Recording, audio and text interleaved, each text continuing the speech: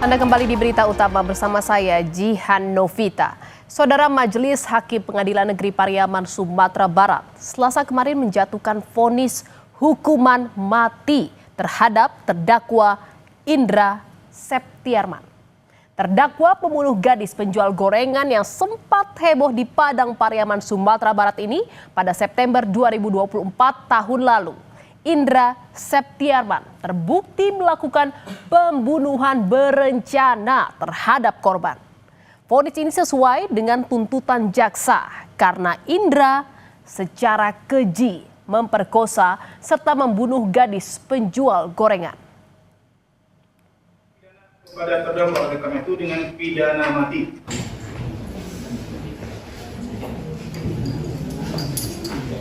Indra Septiarman hanya bisa menunduk dan menyesal saat majelis hakim membacakan vonis kepada dirinya.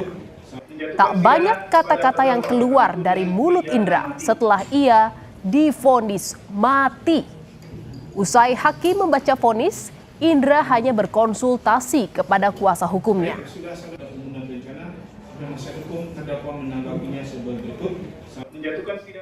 Saudara, vonis hukuman mati kepada Indra Septiarman ini cukup melegakan orang tua korban. Vonis ini seolah menjadi penawar luka bagi keluarga yang ditinggalkan secara tragis. Orang tua korban mengaku puas dengan hukuman mati yang diberikan majelis hakim kepada Indra Septiarman, di mana sejak awal pihak keluarga meminta pelaku mendapat hukuman yang setimpal, yakni hukuman mati. Dengan hasil hukuman itu puas gitu? Hukuman mati. Hukuman mati. Setimpal dengan perbuatannya. Selain puas, Indra Septiarman dijatuhi hukuman mati. Keluarga korban menggelar doa bersama. Doa bersama digelar sebagai ucapan syukur dan bentuk penghormatan terakhir keluarga terhadap mendiang NKS yang meninggal secara tragis. Ibu korban juga sempat berziarah ke makam korban sebelum mendatangi persidangan. Meski keadilan telah ditegakkan, namun ibu korban masih belum bisa sepenuhnya memaafkan terdakwa. Saudara, saat kejadian, NKS saat itu berusia 18 tahun.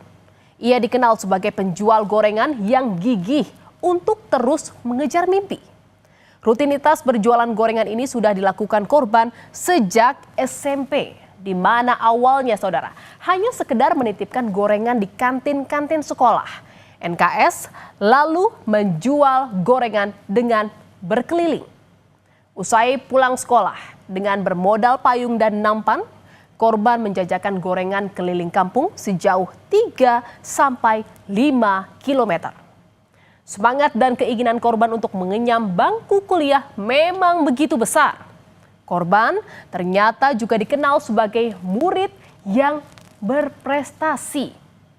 Aktif di ekstrakurikuler pencaksilat, NKS kerap membawa pulang sejumlah medali dan piagam penghargaan.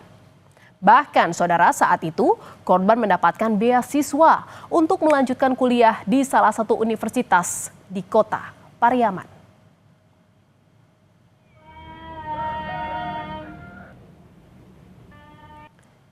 Sebelum ditemukan tewas terkubur pada Jumat 6 September 2024, seperti biasa, korban berjualan gorengan keliling kampung pada pukul 16.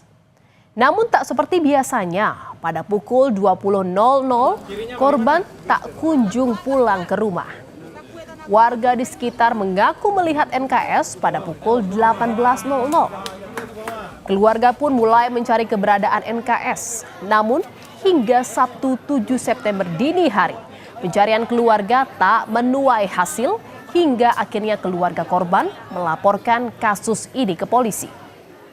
Korban akhirnya ditemukan tewas terkubur di area perkebunan yang hanya berjarak 500 meter dari rumahnya. Gelang korban serta barang dagangan yang berserakan jadi petunjuk ditemukannya korban.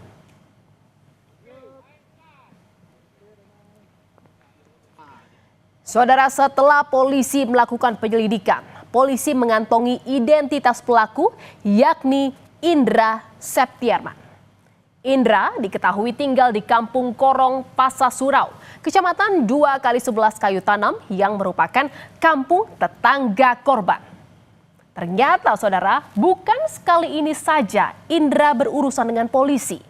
Indra diketahui juga sudah 2 kali terjerat kasus hukum, yakni terkait kasus pencabulan dan narkoba.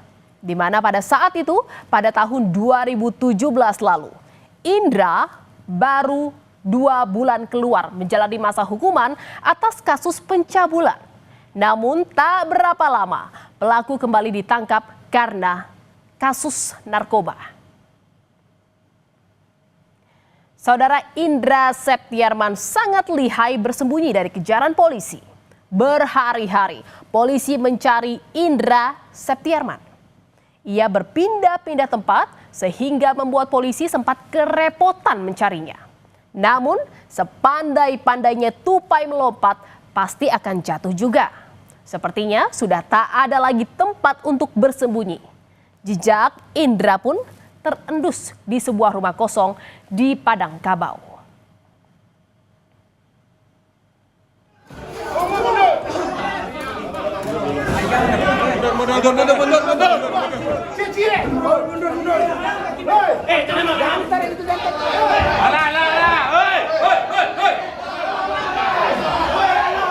Dan setelah warga curiga dengan adanya aktivitas di rumah kosong, ratusan warga langsung mengepung.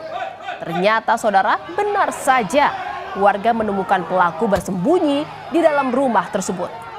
Mereka berjaga-jaga dan menutup tiap akses rumah untuk mengantisipasi agar pelaku tidak melarikan diri ketika ditangkap. Dan ya, pelaku yang bersembunyi di plafon rumah berhasil ditangkap. Ratusan warga yang sudah mengepung di luar rumah seketika riuh dan tak kuasa menahan amarah dan berusaha menghakimi pelaku. Rasa-rasanya di rumah ini kan tinggal. Ada teman kita duduk nongkrong sini 2. Coba minta kunci rumah ini, kita geledah rumah ini. Tahun kita buka rumah ini terkunci dalam. Sudah terkunci dalam, kita buka. Ada kelihatan jejak kaki lari. Jangan sebentar inilah. Jadi kita panggil warga, terus kita gerbek rumah ini. Ternyata memang betul dari dalam. Setelah diperiksa, terungkap pelaku membunuh korban karena motif ingin memperkosa korban. Pada tanggal 6 September itu, Indra Septiarman sempat membeli gorengan korban. Saat itulah niat jahat pelaku timbul. Ketika korban dalam perjalanan pulang, pelaku yang sudah mengikuti korban tiba-tiba menghadang dan mengikat korban. Korban pun diseret hingga membuat korban terluka. Bersangkutan ada ingin memperkosa, bahkan tidak ada niat ingin membunuh, tapi akibat dari itu kemudian tersangka melakukan perkosaan dan akhirnya menyeret korban dan luka-luka yang ada di tubuh korban itu dugaannya memang dari seretan itu karena jaraknya cukup jauh dan dia melakukan sendirian, itulah yang berakibat kematian. Kuasa hukum Indra Septiarman menyayangkan vonis dari majelis hakim. Ia menilai dalam kasus ini tidak ada unsur pembunuhan berencana. Pihaknya akan mengajukan banding.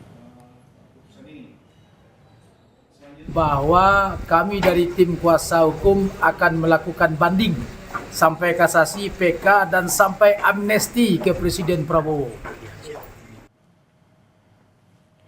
Saudara, Indra Septiarman kini harus merasakan akibat yang ia perbuat. Meski Indra mengajukan banding, semoga nantinya hakim tetap dengan pendiriannya, yakni vonis hukuman mati. Vonis hukuman mati dinilai bisa mengobati luka bagi kerabat dan keluarga korban. Karena selain menghilangkan nyawa korban, pelaku juga menghilangkan cita-cita korban yang ingin mengenyam pendidikan setinggi mungkin. Semoga saudara, vonis hukuman mati ini menjadi pintu penutup dari bab panjang kesedihan keluarga gadis penjual gorengan.